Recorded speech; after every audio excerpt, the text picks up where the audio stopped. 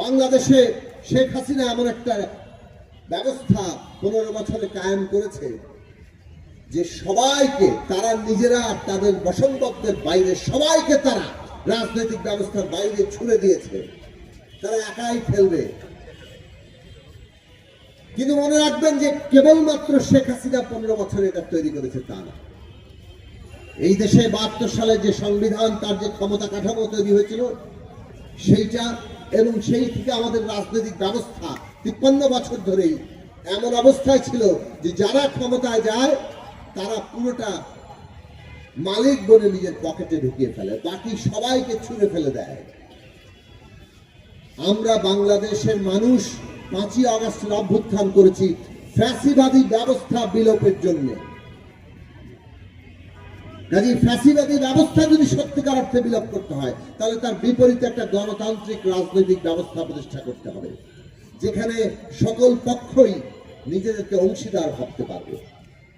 যদি সেটা ভাবতে না পারে, আমরা যদি আবারও বিভাজনের রেখাই রাখি, তাহলে ওই বিভাজন রেখাই জনগণের সার্বভৌমত্বকে খর্ব করবে এবং আমাদের সার্বভৌমত্ব, দেশের সার্বভৌমত্বকে হুমকির মধ্যে ফেলবে। কাজেই আমাদের দেশের জনগণের মধ্যে এই সচেতনতা, এই রাজনৈতিক চৈতন্য দরকার যে আমাদের একটা অন্তর্ভুক্তিমূলক রাজনৈতিক ব্যবস্থা গড়ে তুলতে হবে, সেটা গণতান্ত্রিক ব্যবস্থা। গণতন্ত্রের বাইরে অন্য কোনো ব্যবস্থা ওই অন্তর্ভুক্তিমূলক জায়গা তৈরি করতে পারে না।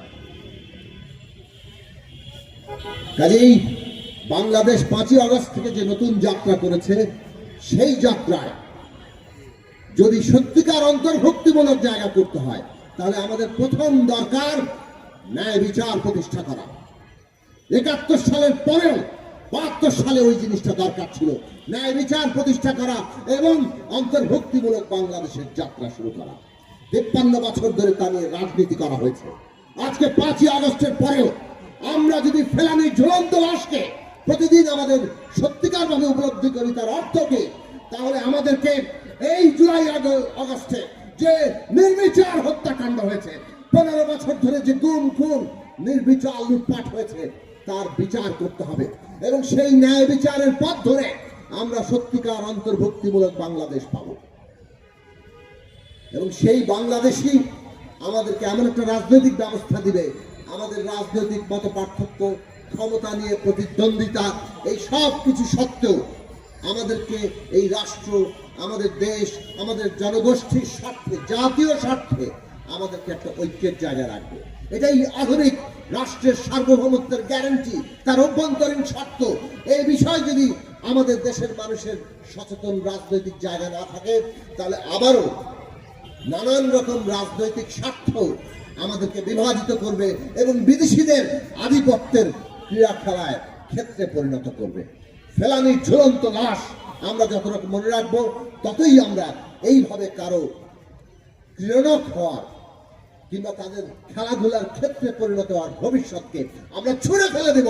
আমরা সেটাকে প্রতিরোধ করব এবং আমাদের 5ই আগস্টের যে নির্দেশনা, যেটা 71-এ তৈরি হয়েছিল, স্বাধীন সার্বভৌম বাংলাদেশ, 71-এর ধারাবাহিকতায় ওই সাম্য, মানবিক মর্যাদা, সামাজিক ন্যায় প্রতিষ্ঠার, ন্যায় বিচার প্রতিষ্ঠার বাংলাদেশ আজকে নতুন করে আবার রিক্লেইম, পুনর্ভাবে আবার সেই তাক এসেছে বৈষম্যহীন বাংলাদেশ করার।